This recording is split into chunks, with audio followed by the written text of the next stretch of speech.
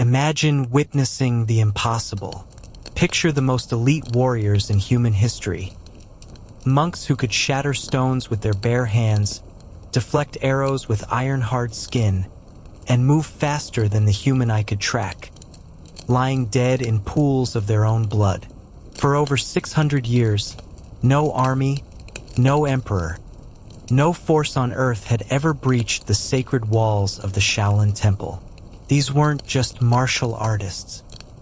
They were living weapons who had transcended human limitations through decades of supernatural training. Yet on one horrific night in 1231, barbarian horsemen from the steppes did what seemed mathematically impossible. They systematically slaughtered every single monk and reduced the legendary monastery to smoking ruins. How do you kill the unkillable? How do you defeat warriors who had never known defeat? Tonight, you'll discover the shocking military secret that shattered China's greatest legend and changed warfare forever. Because what the Mongols unleashed wasn't just superior numbers or better weapons.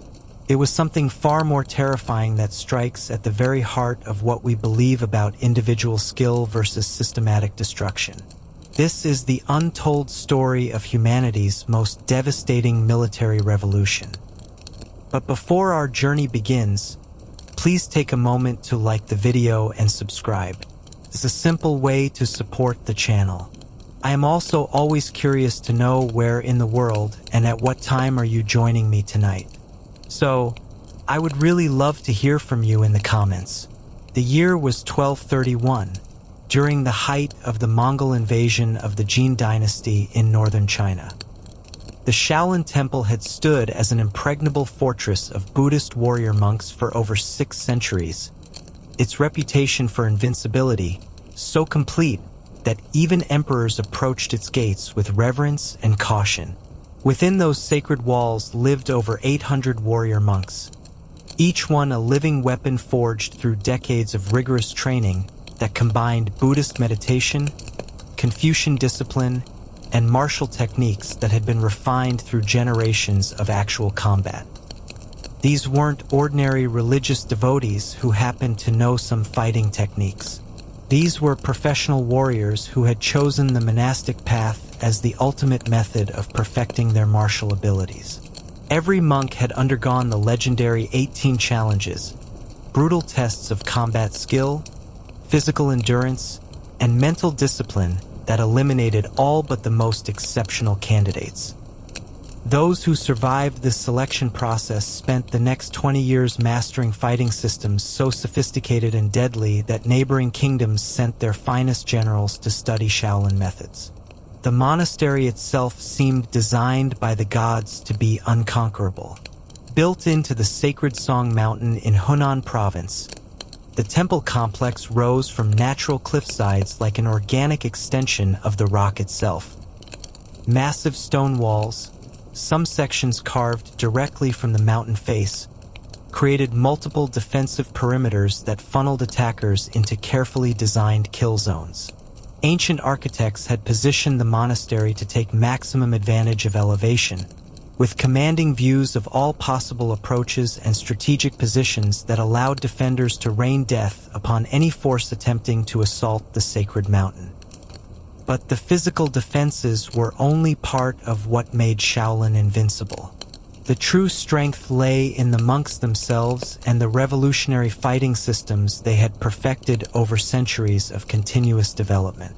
Unlike other martial traditions that focused on specific techniques or weapons, the Shaolin method created complete warriors capable of adapting instantly to any combat situation. The famous 72 arts represented the pinnacle of human physical development.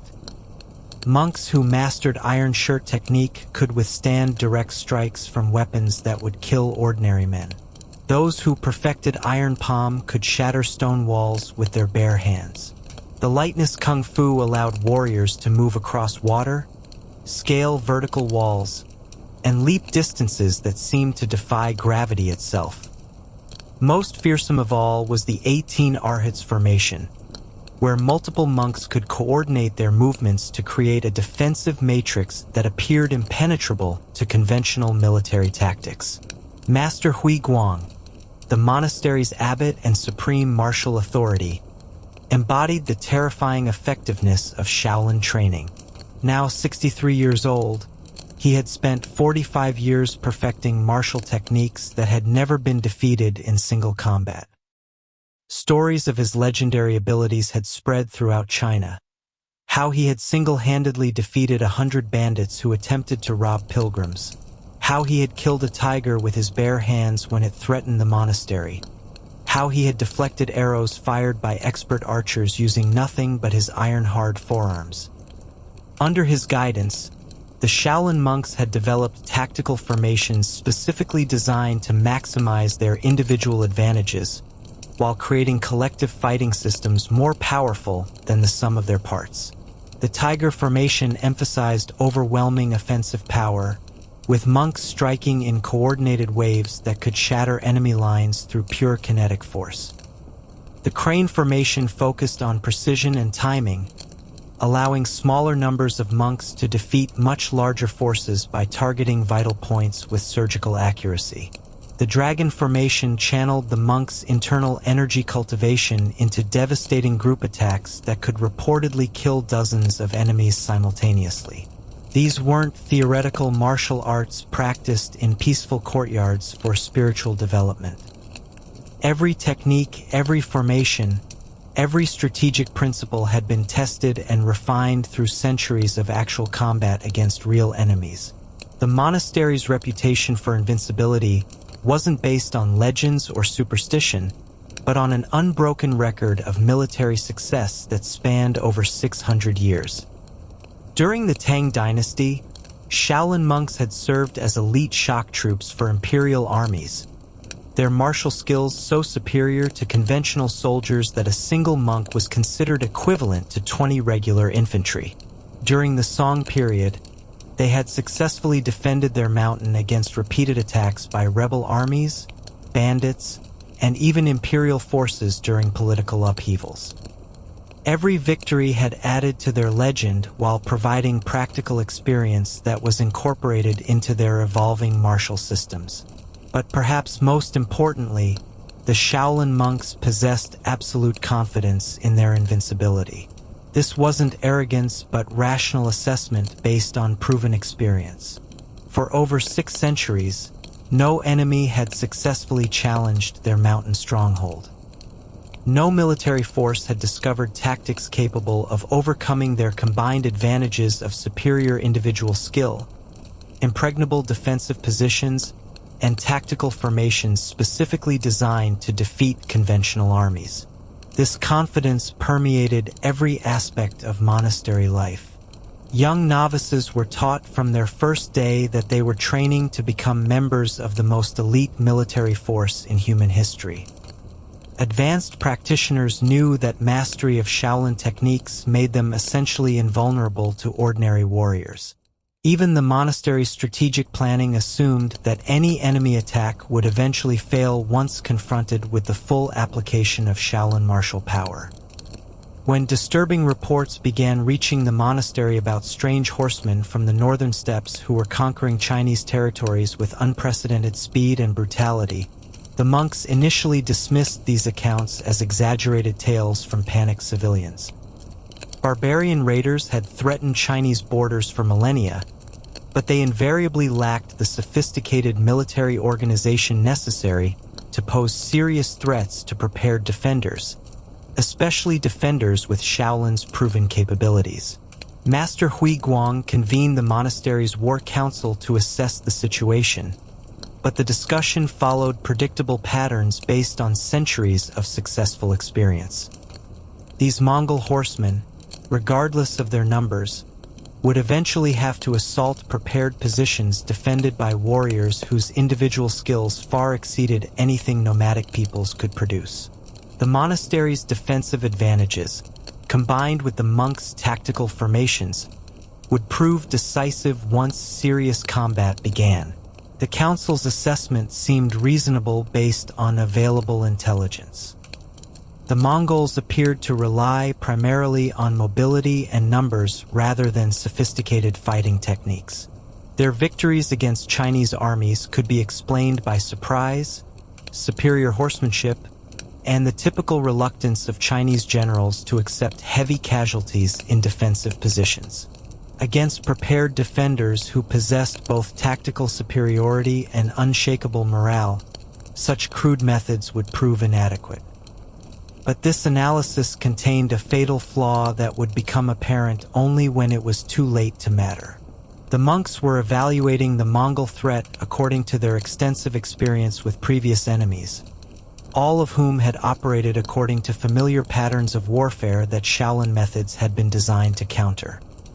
They couldn't conceive of an enemy that might approach warfare from completely different philosophical foundations, using organizational principles that made traditional martial excellence irrelevant. The Mongol military system that was approaching the Shaolin monastery represented something genuinely revolutionary in the history of warfare.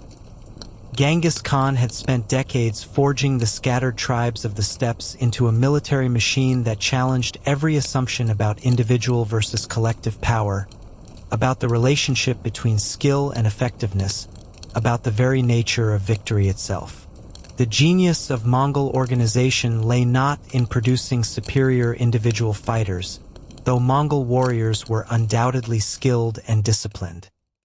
Instead, it lay in creating systematic approaches to warfare that made individual martial excellence strategically irrelevant.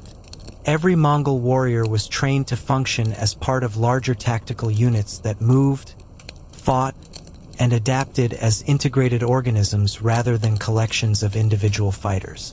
This represented a fundamental philosophical revolution. Where Chinese military tradition, epitomized by the Shaolin monks, celebrated individual mastery and personal achievement, the Mongol system deliberately subordinated individual glory to collective effectiveness. Mongol commanders were evaluated not on their personal combat prowess, but on their ability to coordinate multiple units in pursuit of strategic objectives. Individual warriors were valued not for their capacity to defeat enemies in single combat, but for their reliability as components of larger tactical systems. More revolutionary still, the Mongol approach treated warfare itself as a technical problem requiring systematic solutions rather than an arena for demonstrating traditional virtues like courage, honor, and individual skill. This utilitarian perspective allowed Mongol commanders to adopt whatever tactics proved most effective regardless of whether they conformed to established military traditions or cultural expectations about proper warrior behavior. The practical implications of this philosophical difference were staggering.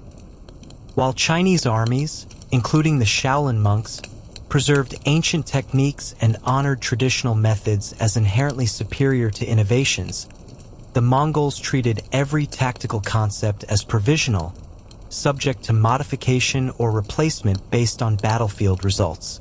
This intellectual flexibility created a military system that continuously evolved and improved through practical experience. General Subutai, the Mongol commander assigned to reduce Chinese strongholds in Hunan province, exemplified this systematic approach to warfare.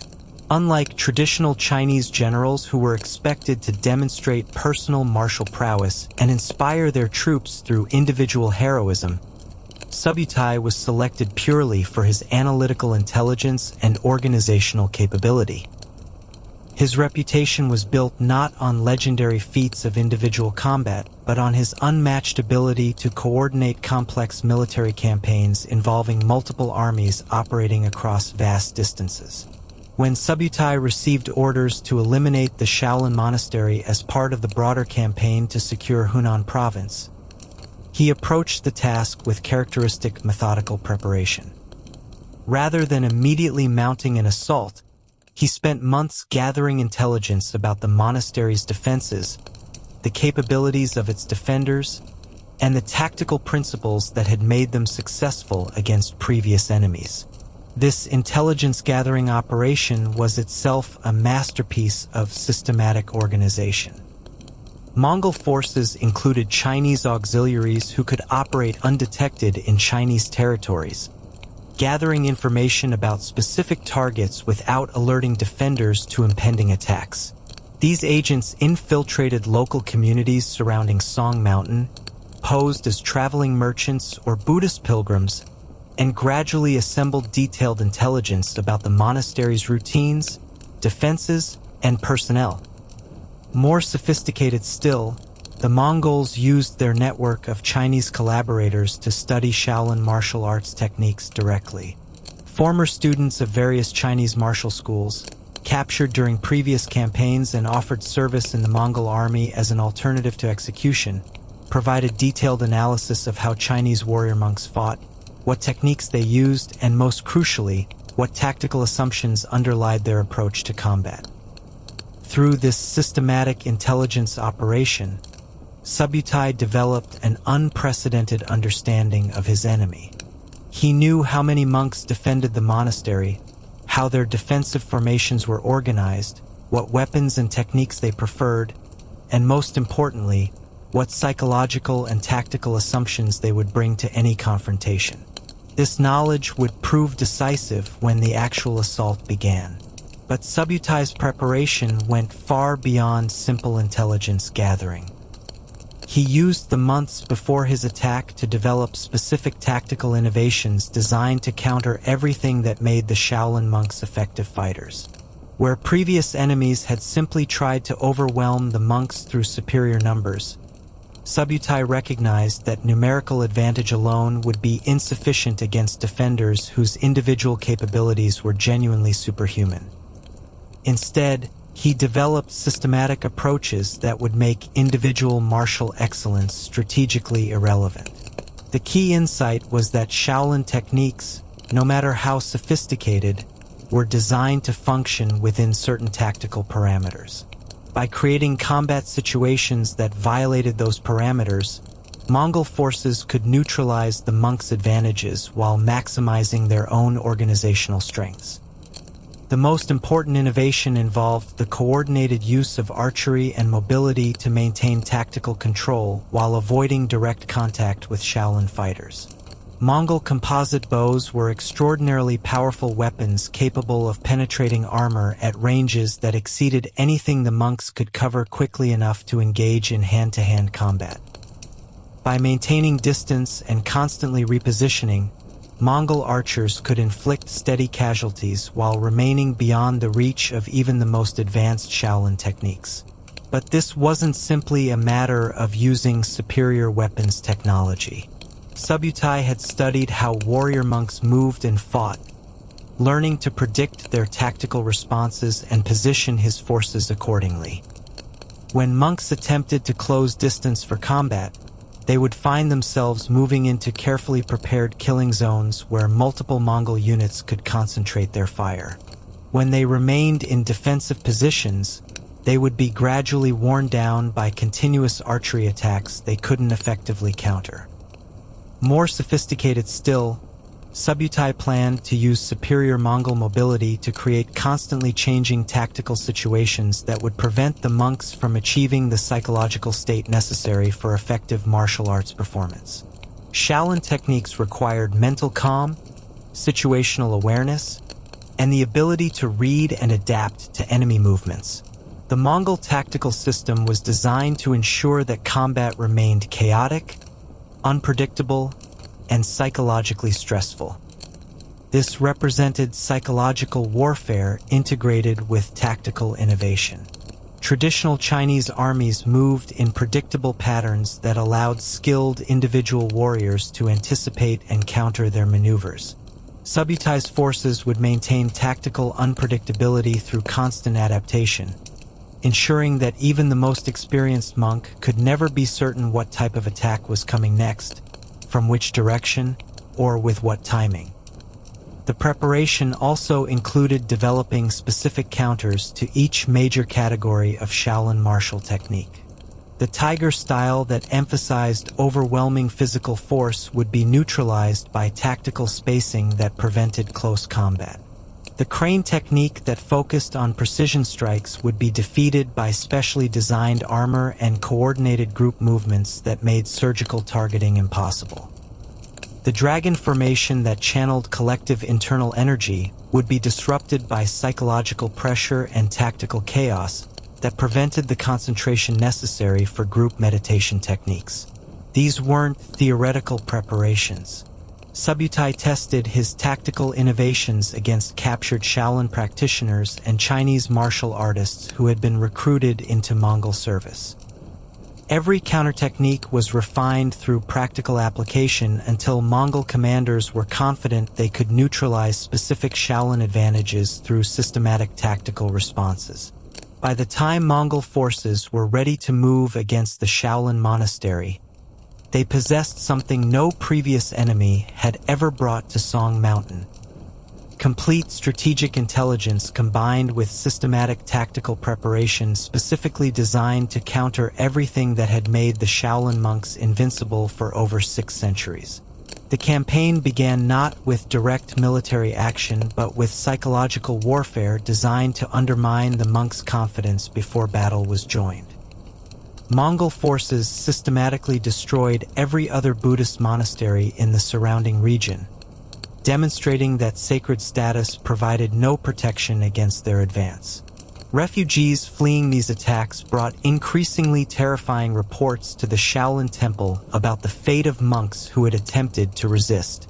These reports weren't simply accounts of military defeat but carefully crafted psychological weapons.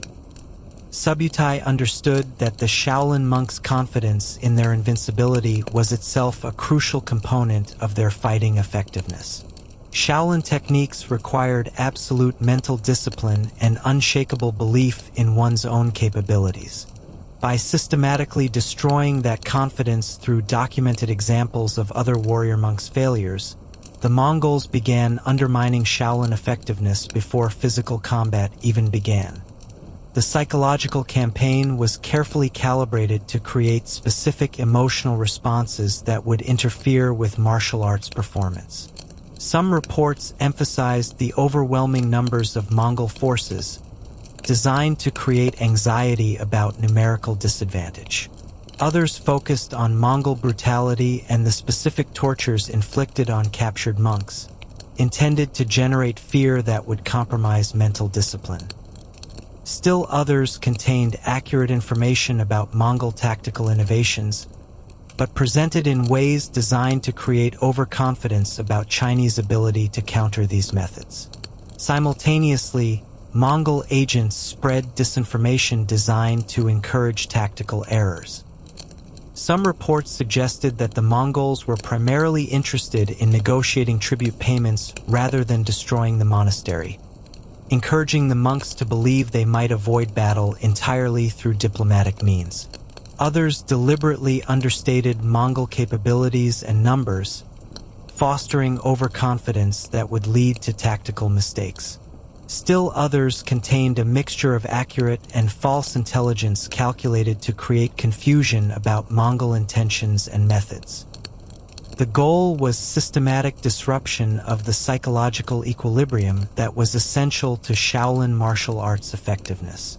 These fighting systems depended on achieving mental states of calm awareness, flexible response, and absolute confidence in one's abilities and techniques. Fear, overconfidence, anger, confusion, or doubt could fatally compromise a monk's capacity to access the higher levels of performance that were necessary to overcome significant numerical disadvantages. Master Hui Guang recognized the psychological nature of the Mongol preliminary campaign and attempted to counter it through traditional Shaolin methods of mental discipline and meditation. Special sessions were conducted to reinforce the monks' confidence in their invincibility, emphasizing their unbroken record of success and the proven superiority of their martial techniques. The monastery's most accomplished masters demonstrated advanced techniques to reassure younger monks that Shaolin capabilities remained adequate to meet any challenge. But these traditional responses were inadequate against Subutai's systematic approach to psychological warfare. The Mongol commander had studied Chinese military culture extensively and understood exactly how Shaolin monks would attempt to maintain morale under pressure. His psychological campaign was designed to exploit the specific vulnerabilities created by the monks' reliance on confidence and mental discipline, making their traditional responses counterproductive. Moreover, the physical reality of the developing siege created psychological pressures that couldn't be countered through meditation and mental discipline alone. As Mongol forces established positions around Song Mountain, the monks found themselves facing tactical situations unlike anything in their previous experience. The enemy wasn't following familiar patterns that could be analyzed and countered through established methods. Instead, they were creating completely novel tactical environments that challenged every assumption about proper defensive warfare. The Mongol siege perimeter wasn't established according to conventional Chinese siege doctrine, which typically involved surrounding a target and attempting to starve it into submission. Instead, Subutai created a complex tactical environment designed specifically to neutralize the advantages that had made the monastery impregnable against previous enemies. Rather than simply encircling the mountain, Mongol forces established multiple coordinated attack positions that forced the monks to defend simultaneously from several directions while preventing them from concentrating their forces at any single point. Each position was carefully sited to maximize Mongol advantages while minimizing exposure to Shaolin capabilities. Most importantly, the siege positions were designed to transform the monastery's greatest defensive asset, its position on the mountainside, into a liability. The elevated position had traditionally provided tactical advantage because it allowed defenders to control the approaches while forcing attackers to assault uphill against prepared positions. Subutai's positioning created situations where the monks' elevation actually worked against them by limiting their mobility while providing Mongol archers with clear fields of fire. The psychological impact was immediate and devastating. For centuries, the monks had relied on their mountain fortress as an essential component of their defensive strategy.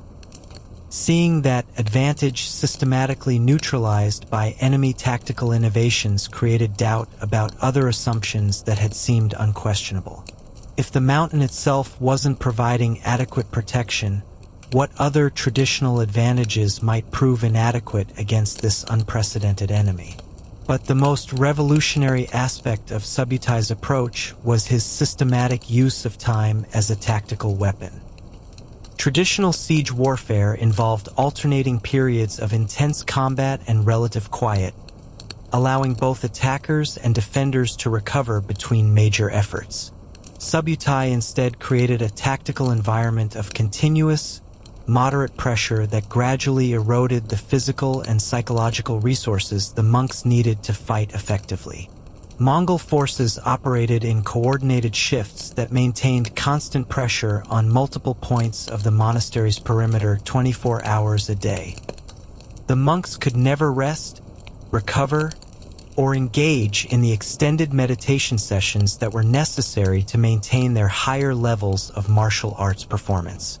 This violation of traditional siege warfare created unprecedented psychological and physical stress.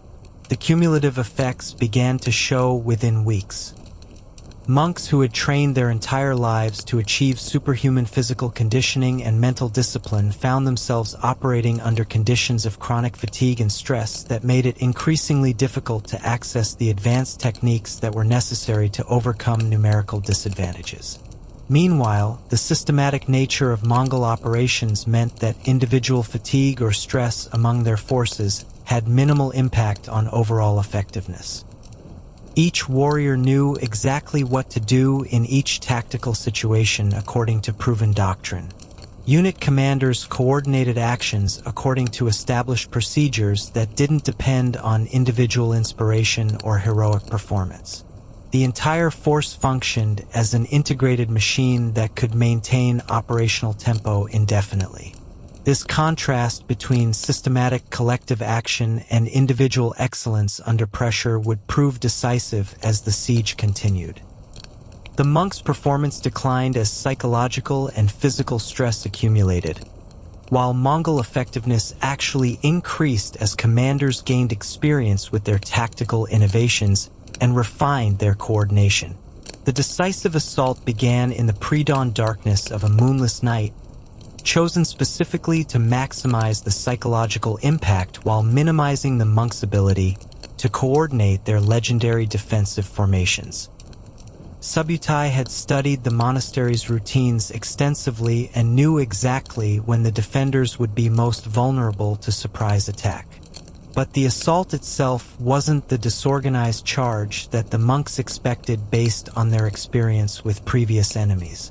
Instead, it was a systematically coordinated application of integrated tactical innovations that had been planned and rehearsed for months.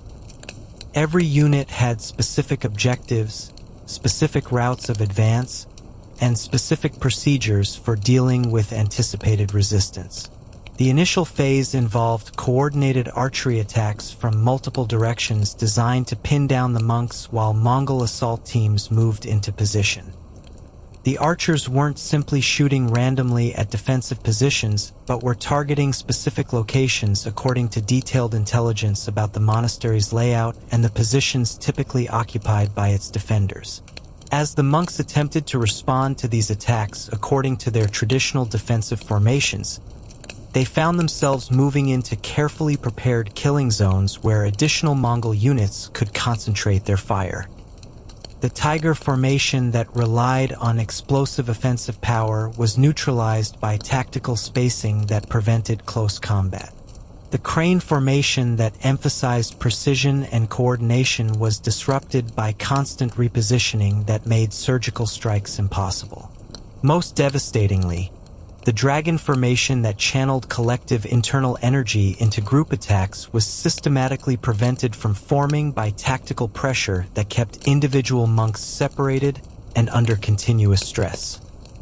The psychological calm and group coordination necessary for this advanced technique couldn't be achieved under the chaotic conditions that Mongol tactics deliberately created and maintained.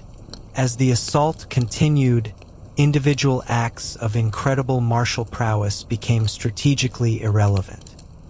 Master Hui Guang himself demonstrated fighting capabilities that seemed to transcend normal human limitations, single-handedly defeating dozens of Mongol warriors while moving through the besieged monastery like a force of nature. His iron-hard body deflected weapons that should have caused fatal injuries. His lightning-fast strikes killed enemies faster than they could be replaced. His tactical awareness allowed him to anticipate and counter every Mongol maneuver. But even these superhuman individual achievements couldn't overcome the systematic nature of the Mongol assault. When Master Hui Guang defeated one group of attackers, two more appeared from different directions. When he developed counters to specific Mongol tactics, those tactics changed before his counters could be fully implemented. When he attempted to coordinate defensive responses with other surviving monks, the tactical chaos prevented effective communication and coordination. The other monastery masters demonstrated similar individual excellence that proved strategically inadequate against systematic collective action.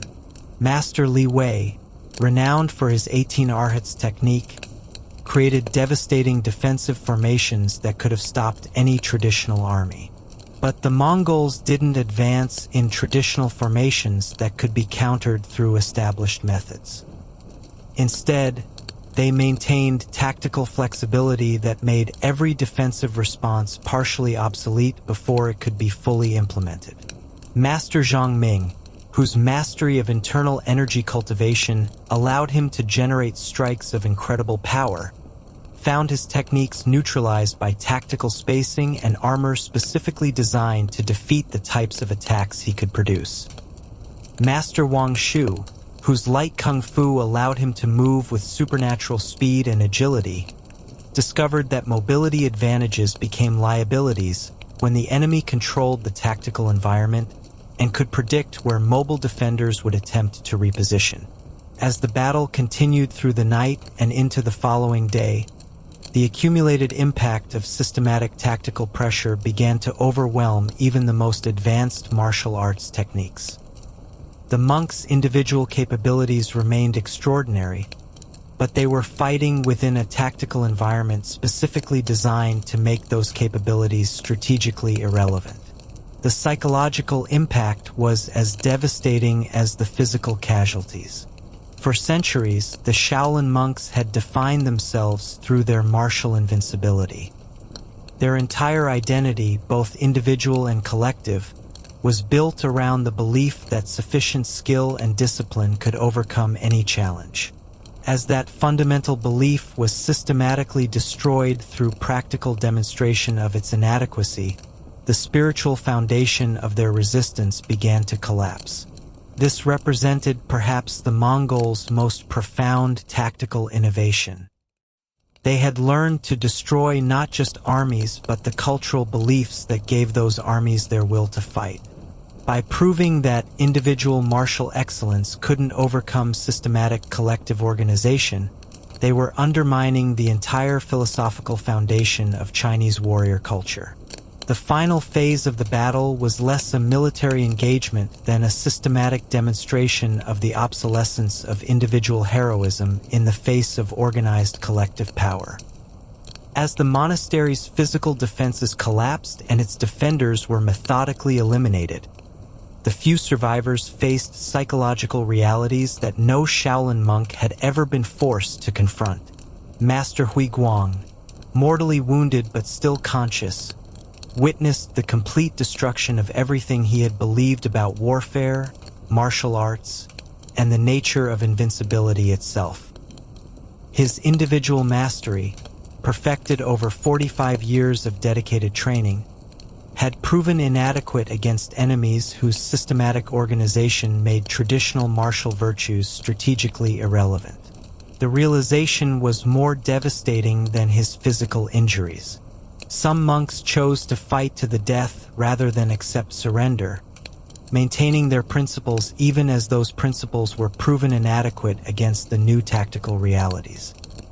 Others attempted to escape, carrying word of the monastery's fall to Buddhist communities throughout China. A few, recognizing that their entire understanding of warfare had been fundamentally wrong, actually joined their conquerors, providing intelligence and expertise that would prove valuable in future campaigns against other Chinese strongholds. But the most significant outcome wasn't the military defeat itself or even the casualty figures, devastating though they were. It was the shattering of Chinese confidence in the superiority of their military traditions and the philosophical assumptions that underlied those traditions. For over a millennium, Chinese military culture had been built around the belief that individual excellence, properly developed and systematically applied, represented the ultimate military asset.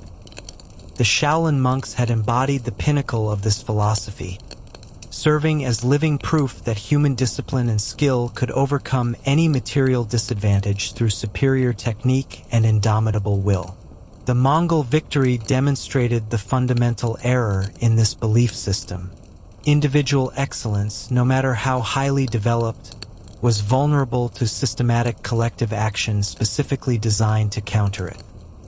The age of the heroic individual warrior was ending, replaced by an era of organizational innovation and tactical coordination, where victory belonged to forces that could most effectively integrate collective resources for systematic achievement of strategic objectives. This realization spread throughout Chinese military culture with psychological impact that exceeded even the immediate tactical consequences of the monastery's destruction. If the invincible Shaolin monks could be systematically defeated by barbarian horsemen, then no Chinese military tradition was safe from Mongol innovation.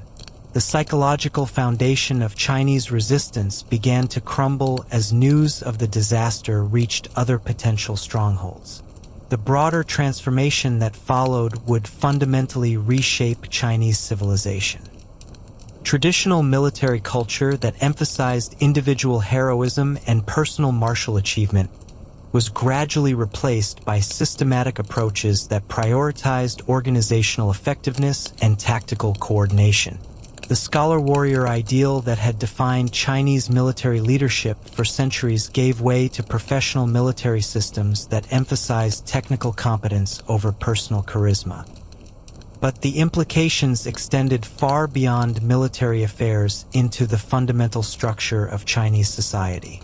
The same organizational principles that made Mongol armies so effective could be applied to administration, economic development, and social coordination. Chinese leaders who understood this insight began implementing systematic reforms that would eventually transform Chinese civilization from a culture based on individual achievement to one emphasizing collective effectiveness. The process wasn't quick or painless. Traditional Chinese culture had deep roots in Confucian ideals that celebrated individual moral cultivation and personal excellence. Buddhist and Taoist spiritual traditions similarly focused on individual enlightenment and self-improvement. The shift toward systematic collective organization required abandoning or radically reinterpreting fundamental cultural concepts that had shaped Chinese civilization for over a millennium. But the practical advantages of systematic organization proved impossible to ignore. Chinese territories that adopted Mongol-style administrative and military methods generally prospered more than those that maintained traditional approaches. Economic productivity increased when resources were allocated according to systematic analysis rather than traditional hierarchies. Military effectiveness improved when tactics were coordinated systematically rather than left to individual commanders' discretion and inspiration. Administrative efficiency reached unprecedented levels when bureaucratic systems emphasized systematic procedures rather than personal relationships and traditional protocols. Educational systems that focused on practical skills and systematic knowledge proved more effective than traditional approaches that emphasized classical learning and individual moral cultivation.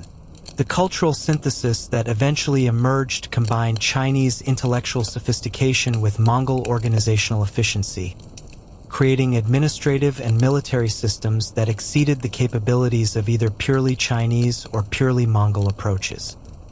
Chinese scholars applied their traditional methods of rigorous analysis and systematic study to the problems of organizational coordination and tactical innovation, developing solutions that were more sophisticated than anything either civilization could have achieved independently. This synthesis became the foundation for the Yuan dynasty that eventually ruled all of China under Mongol authority. Rather than simply imposing foreign rule on Chinese territories, the Mongols created a new form of Chinese civilization that incorporated the organizational innovations that had made their conquest possible while preserving and enhancing Chinese cultural and intellectual achievements. The transformation had costs that extended beyond the immediate casualties of military conquest. Traditional Chinese military culture, with its emphasis on individual martial excellence and heroic achievement, largely disappeared as a living tradition.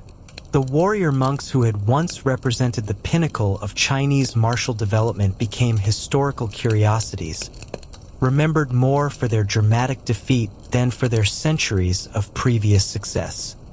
Similarly, many other aspects of traditional Chinese culture that emphasized individual achievement over systematic coordination were gradually abandoned or transformed beyond recognition. The scholar-gentleman ideal that had defined Chinese intellectual culture was replaced by emphasis on systematic administration and practical effectiveness. Artistic traditions that celebrated individual creativity and personal expression were supplemented by systematic approaches that emphasized technical competence and collective production. But the benefits were substantial and enduring.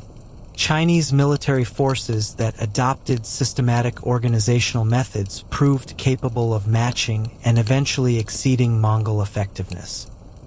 Chinese administrative systems that emphasized coordination and systematic procedures became models that influenced governmental development throughout East Asia. Chinese economic development, guided by systematic resource allocation and coordinated planning, reached levels that surpassed anything achieved through traditional methods. Most significantly, the intellectual synthesis between Chinese analytical rigor and Mongol organizational innovation created new forms of systematic thinking that would eventually influence developments far beyond medieval China. The combination of theoretical sophistication with practical effectiveness became a model for addressing complex challenges that required both deep understanding and systematic implementation. The destruction of the Shaolin monastery thus marked the beginning of a fundamental transformation in human civilization that extended far beyond the immediate context of Mongol conquest of China. The shift from individual excellence to systematic organization represented a conceptual revolution that would influence social, military, and technological development for centuries to come. This transformation also had implications for other civilizations that encountered Chinese culture during and after the Mongol period. The new synthesis of analytical sophistication and organizational efficiency made Chinese civilization more adaptable and more capable of systematic innovation than previous versions had been.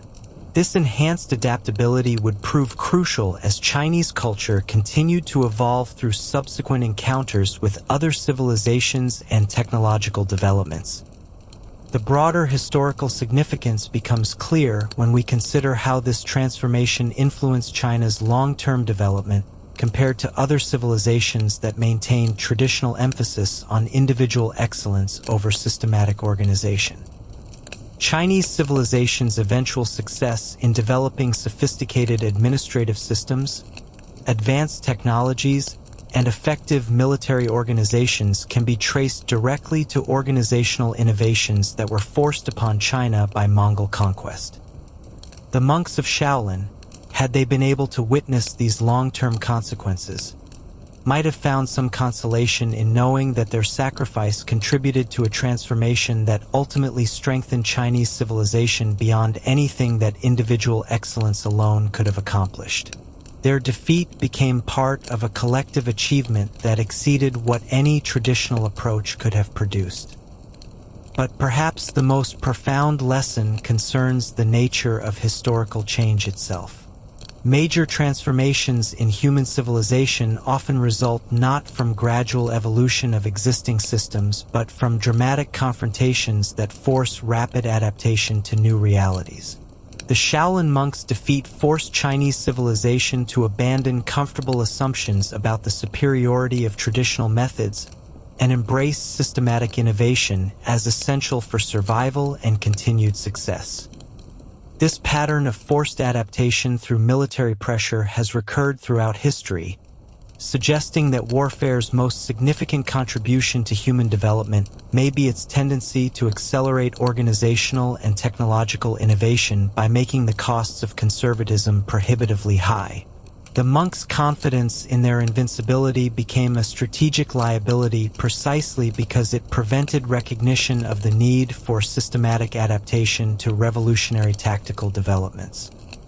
The Mongol conquest of China thus represents more than another military campaign in the long history of imperial expansion. It exemplifies the process by which human societies are forced to evolve beyond traditional limitations through confrontation with superior organizational systems. Individual excellence that had served Chinese civilization well for centuries became inadequate when confronted with systematic collective action specifically designed to counter it. The survivors of this transformation, both Chinese and Mongol, created new forms of civilization that combined the best aspects of both traditions while transcending the limitations that had made each vulnerable when operating in isolation. The intellectual sophistication of Chinese culture was preserved and enhanced through combination with Mongol organizational innovations, creating a synthesis more powerful and adaptable than either original system. This synthesis provides a model for understanding how human civilization progresses through creative destruction of outmoded systems and their replacement with more effective approaches. The Shaolin monks' defeat was tragic for those who experienced it directly, but it was also necessary for the emergence of new forms of Chinese civilization that proved more adaptable and successful than what had existed before. The ultimate legacy of the Mongol victory over the Shaolin monks was thus not the destruction of Chinese military culture, but its transformation into something more sophisticated and more effective than had previously been possible. Individual excellence remained valuable, but it was no longer treated as sufficient by itself. Systematic organization became recognized as equally important, and the combination of both approaches created possibilities that neither could achieve independently. This transformation established patterns of development that would influence Chinese civilization for centuries, contributing to achievements in technology, administration, and military organization that exceeded anything accomplished through traditional methods alone. The price was the shattering of illusions about individual sufficiency, but the benefits included new forms of collective capability that made Chinese civilization more powerful and adaptable than ever before. The shocking secret revealed by the Mongol victory was thus not merely that systematic organization could defeat individual excellence, but that synthesis of both approaches could create possibilities that transcended the limitations of either traditional Chinese or traditional Mongol methods. The destruction of the Shaolin monastery marked not the end of Chinese martial culture, but its transformation into something more sophisticated and effective than what had come before. In the end, the true victors were neither the individual monks nor the Mongol horsemen, but the new forms of human organization that emerged from their confrontation. The warrior monk's dedication to individual excellence and the Mongols' mastery of systematic coordination were both preserved and enhanced through synthesis into approaches that combined the strengths of both while transcending the limitations that had made each vulnerable when operating alone. This pattern of creative synthesis through destructive confrontation would recur throughout history as human societies continued to evolve through challenge and adaptation. The Shaolin monks' defeat provides a paradigmatic example of how apparent disasters can contribute to long-term progress by forcing abandonment of outmoded approaches and their replacement with more effective methods. The monastery on Song Mountain was eventually rebuilt, and new generations of monks continued to practice martial arts. But they did so within a transformed civilization that understood both the value and the limitations of individual excellence. The systematic organizational principles that had enabled the Mongol victory were integrated into Chinese culture, creating new possibilities for achievement that honored both individual mastery and collective coordination. The shocking secret thus revealed was that true invincibility requires not just individual excellence but systematic organization capable of adapting to new challenges and integrating new capabilities as they emerge. The Shaolin monks' confidence in their individual abilities was both their greatest strength and their ultimate vulnerability. Only through the painful process of defeat and adaptation could Chinese civilization transcend these limitations and achieve new forms of capability that exceeded anything possible through traditional methods alone. This transformation from individual excellence to systematic organization represents one of the most significant developments in human civilization, with implications that extended far beyond medieval China to influence the development of modern military, administrative, and technological systems worldwide. The Mongol victory over the Shaolin monks marked a crucial turning point when human societies began their transition from reliance on individual heroism to systematic collective action as the primary source of achievement and progress. The immediate aftermath of the monastery's destruction sent shockwaves throughout the Buddhist world and Chinese society more broadly. Within weeks, news of the impossible had spread across the Middle Kingdom.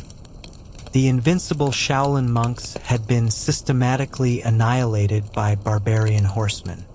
For ordinary Chinese citizens, this revelation was more psychologically devastating than the fall of entire cities or the defeat of imperial armies. Cities could be rebuilt, armies could be reformed, but the destruction of something that had seemed eternal and unshakable challenged fundamental assumptions about the nature of reality itself.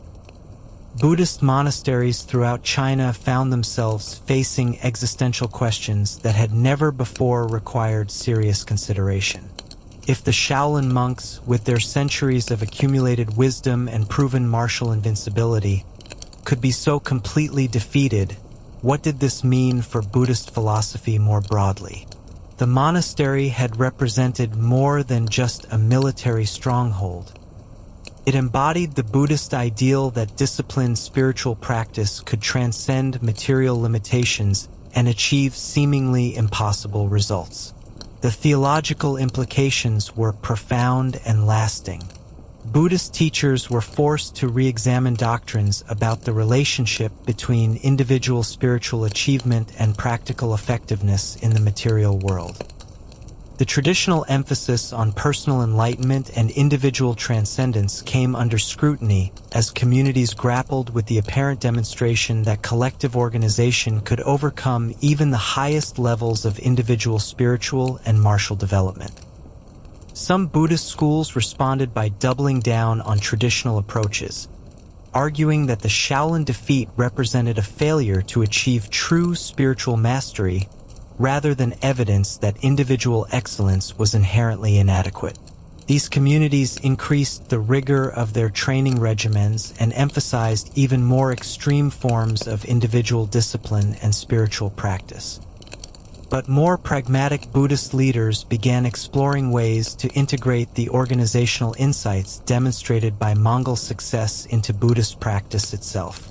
These reformers argued that true wisdom required recognizing and adapting to new realities rather than clinging to methods that had proven inadequate against evolved challenges.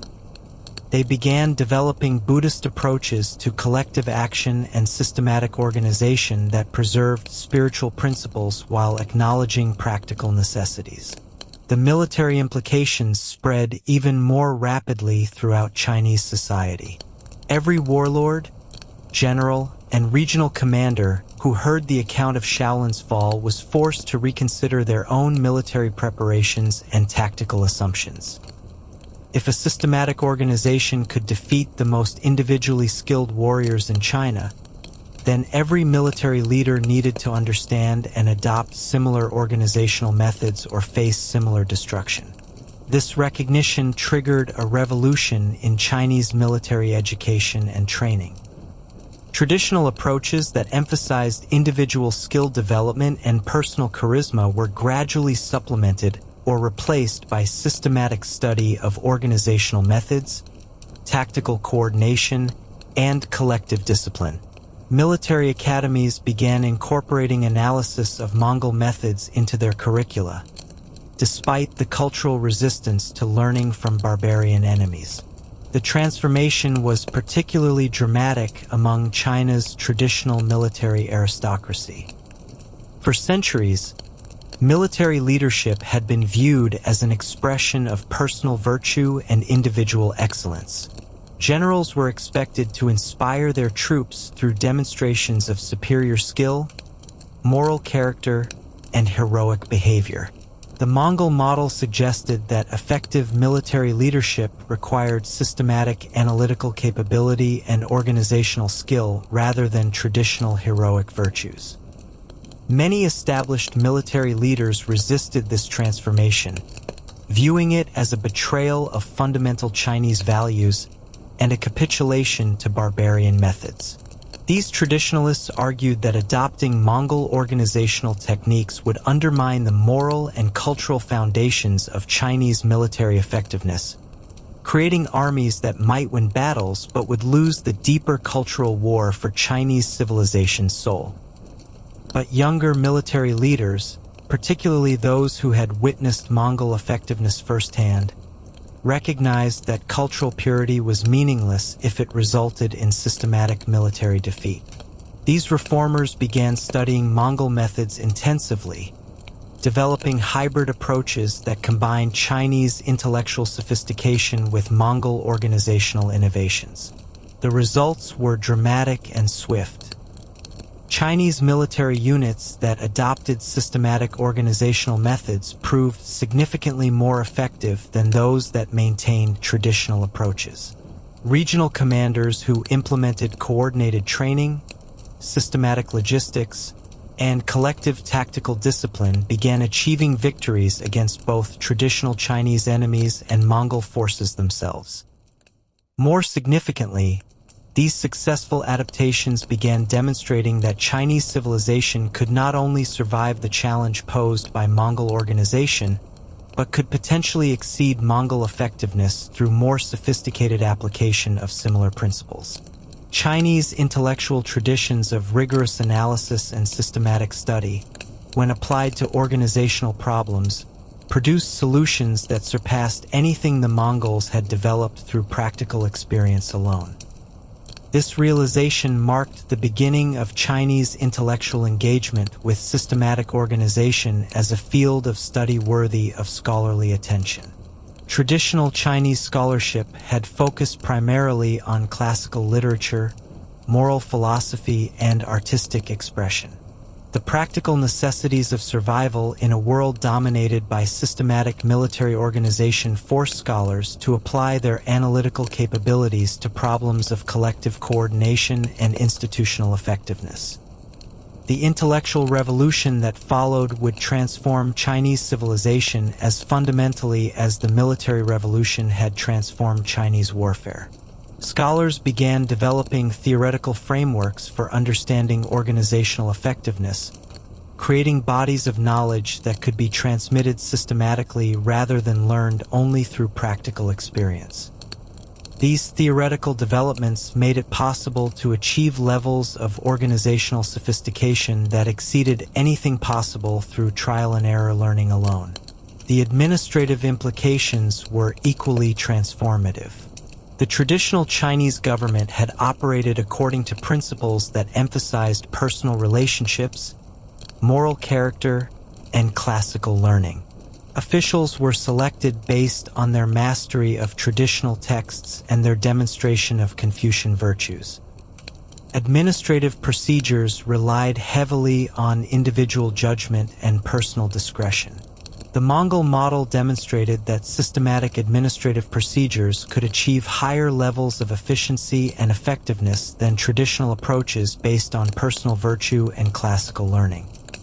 This recognition forced Chinese administrators to reconsider fundamental assumptions about governmental effectiveness and the proper relationship between individual character and institutional performance. The adaptation process was gradual but ultimately comprehensive. Chinese administrative systems began incorporating systematic record-keeping, standardized procedures, and coordinated decision-making processes. Officials were increasingly selected based on demonstrated administrative competence rather than classical learning alone.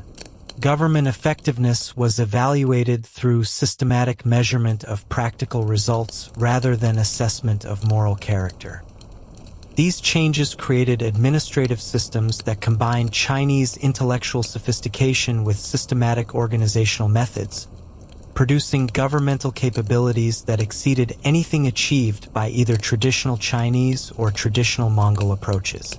The synthesis demonstrated that organizational innovation didn't require abandoning Chinese cultural values, but could actually enhance the practical effectiveness of those values when properly implemented. The economic implications were equally significant. Traditional Chinese economic activity had been organized around small-scale production, local markets, and personal relationships between producers and consumers. The Mongol model of systematic resource allocation and coordinated economic planning suggested possibilities for achieving much higher levels of productivity and economic development. Chinese merchants and craftsmen who adopted systematic approaches to production, distribution, and quality control found themselves achieving unprecedented levels of success. Regional economies that implemented coordinated development planning began outperforming traditional approaches based on individual initiative and local autonomy.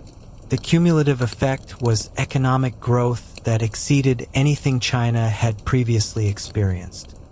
But perhaps most importantly, the economic transformation demonstrated that systematic organization could enhance rather than suppress individual creativity and excellence. Craftsmen working within systematically organized production systems achieved higher levels of individual skill than those working in isolation.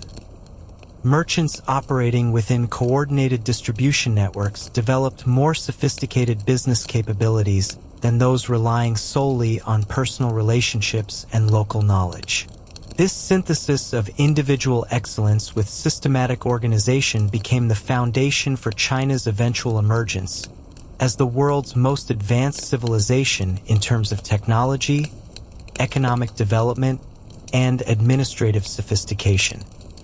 The forced adaptation to Mongol organizational methods catalyzed developments that would have taken centuries to achieve through gradual evolution alone. The technological implications were particularly dramatic. Traditional Chinese innovation had relied primarily on individual genius and accumulated craft knowledge passed down through generations of practitioners. The systematic approach introduced through Mongol influence created possibilities for coordinated research and development that accelerated technological progress exponentially. Chinese engineers and inventors working within systematically organized development programs achieved breakthroughs that would have been impossible for isolated individual researchers. The combination of systematic resource allocation with rigorous analytical methods produced innovations in metallurgy, engineering, agriculture, and manufacturing that established Chinese technological leadership for centuries. The printing press, gunpowder weapons, advanced navigation instruments, and sophisticated mechanical devices all emerged from research programs that combined individual expertise with systematic organizational support. These innovations wouldn't have been possible without the intellectual synthesis between Chinese analytical capabilities and organizational methods originally developed by the Mongols. The cultural synthesis extended into artistic and literary expression as well. Traditional Chinese arts had emphasized individual creativity and personal expression as the highest forms of cultural achievement. The systematic organizational methods introduced through Mongol influence suggested new possibilities for collective artistic production that could achieve effects impossible through individual effort alone. Chinese artists and writers began developing collaborative approaches that combined individual creativity with systematic coordination, producing works of unprecedented scale and sophistication.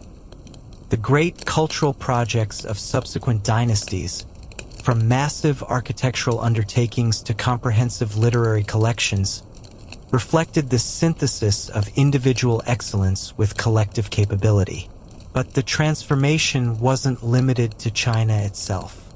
The organizational innovations that emerged from the Chinese response to Mongol challenge began influencing other civilizations throughout Asia and eventually Europe. Chinese diplomatic and trade missions carried knowledge of systematic organizational methods to societies that had never encountered such approaches, catalyzing similar transformations across the known world. The Silk Road became a conduit not just for goods and cultural exchange, but for organizational knowledge that transformed civilizations from Central Asia to the Mediterranean.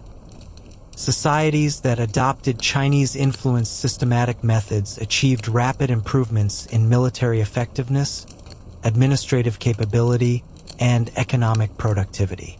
European civilizations that encountered these organizational innovations through trade and diplomatic contact began their own processes of adaptation and synthesis.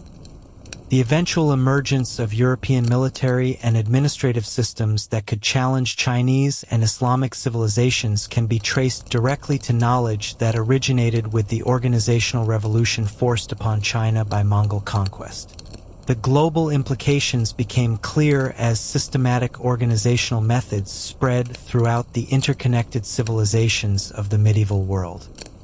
Societies that successfully adapted these methods achieved significant advantages over those that maintained traditional approaches based primarily on individual excellence and customary practices. This global transformation represented a fundamental shift in human civilization from social systems based on personal relationships and traditional authorities to systems based on systematic procedures and institutional capabilities. The change affected every aspect of human society, from military organization to economic development to artistic expression. The modern world that emerged from this transformation would have been unrecognizable to the Shaolin monks who died defending their mountain monastery.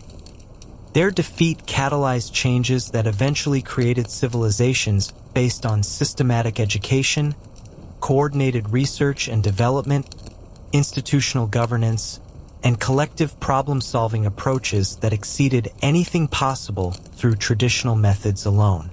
Yet the transformation also preserved and enhanced many of the values that the monks had died defending.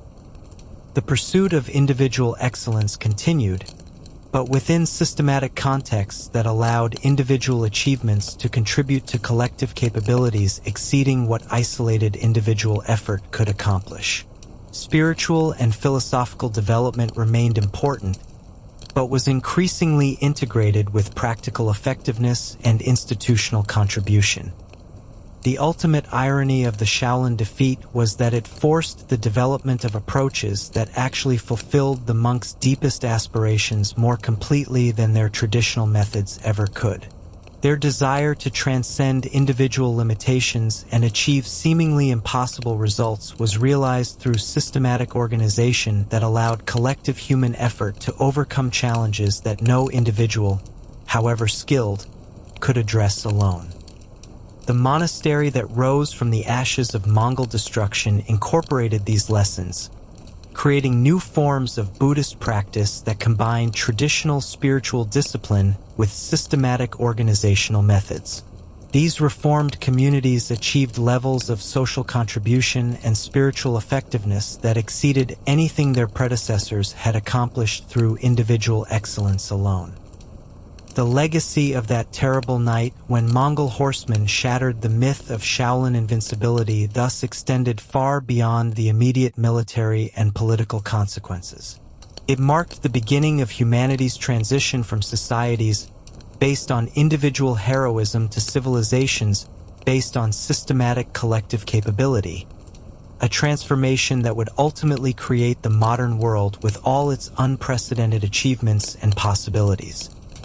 Today, when we witness the power of coordinated scientific research, systematic educational programs, institutional governance, and collective problem-solving approaches to address challenges that individual effort alone could never overcome, we are seeing the fruition of organizational innovations that can be traced back to that pivotal moment when systematic collective action first proved its superiority over individual excellence, no matter how highly developed.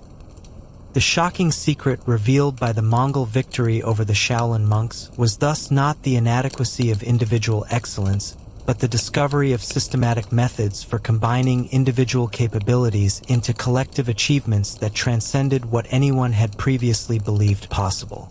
The destruction of the monastery marked not the end of human striving for transcendence, but the beginning of new forms of transcendence based on systematic organization of collective human potential. In that sense, the monks' sacrifice was not in vain. Their defeat forced humanity to discover organizational methods that would eventually allow collective human achievement to exceed any individual limitations, fulfilling their deepest spiritual aspirations through means they could never have imagined.